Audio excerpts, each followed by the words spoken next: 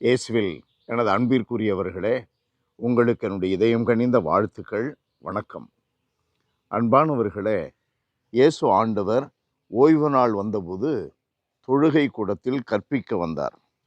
இது அவருடைய வளர்ந்த ஊர் நாசரேத்தூர். அவர் கற்பித்ததை கண்டு கேட்டு பல மக்கள் வியப்பில் ஆழ்ந்தார்கள். எத்தனை ஞானத்தோடு பேசுகிறார் என்று. இன்னும் பலர் இடறல் பட்டார்கள். இவர் சூசையின் மகன்தானே, இவர் தாய் மரியாதானே, அவருடைய உறவினர்கள் எல்லாம் நமக்கு தெரியுமே, அந்த சிறிய வீட்டைச் சேர்ந்தவர் தானே என்றெல்லாம் அவரை பற்றி இடறல் பட்டனர். இவருக்கு எப்படி இப்படியெல்லாம் பேச தெரிகிறது என்று இடறல் பட்டார்கள். இதனுடைய விளைவை பாருங்கள். அங்கே உடல் நலமற்றோர் சிலர் மேல் கைகளை வைத்து குணமாக்கியதை தவிர வேறு வல்ல செயல் எதையும் அவரால் செய்ய இயலவில்லை. அவர்களது நம்பிக்கையின்மையை கண்டு அவர் வியப்புற்றார்.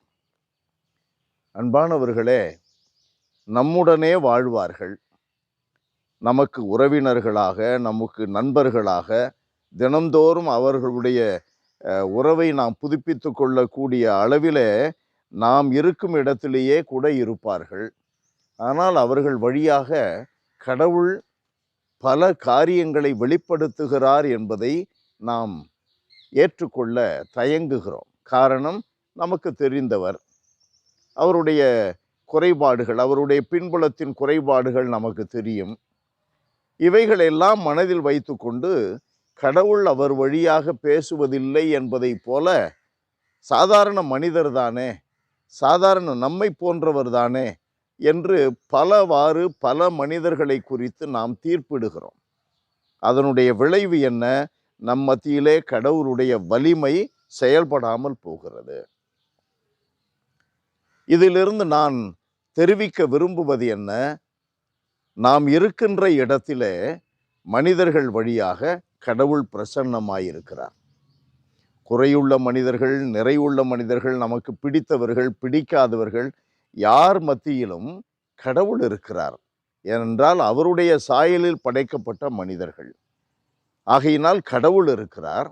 கடவுள் இவர்கள் வழியாக எதையாவது நமக்கு தெரிவுபடுத்தி நம்முடைய வாழ்க்கையை வளப்படுத்தி கொண்டே இருக்கிறார். பலப்படுத்தி கொண்டே இருக்கிறார். கடவுளுடைய பிரசன்னம் இருக்கின்ற இடத்திலே நமக்கு வாழ்வு உண்டு என்பதை நாம் தெரிந்து கொள்ள வேண்டும். மனிதர்கள் இருக்கின்ற இடத்திலே நமக்கு வாழ்வை வெளிப்படுத்துகின்ற கருவிகளாக அவர்கள் இருக்கிறார்கள்.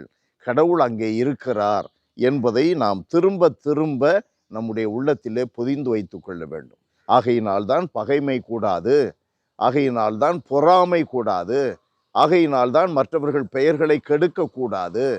அதன் விளைவாக நாம் கடவுள் நம்பிக்கையில் வளர வேண்டும்.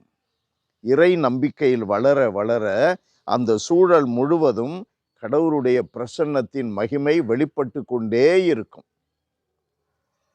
வெளிப்பட்டு கொண்டே இருக்கும். நம்மில் கடவுள் இருக்கிறார், நம் வழியாக கடவுள் பேசுகிறார். அடுத்த மனிதரில் கடவுள் இருக்கிறார், அவர் வழியாக கடவுள் பேசுகிறார்.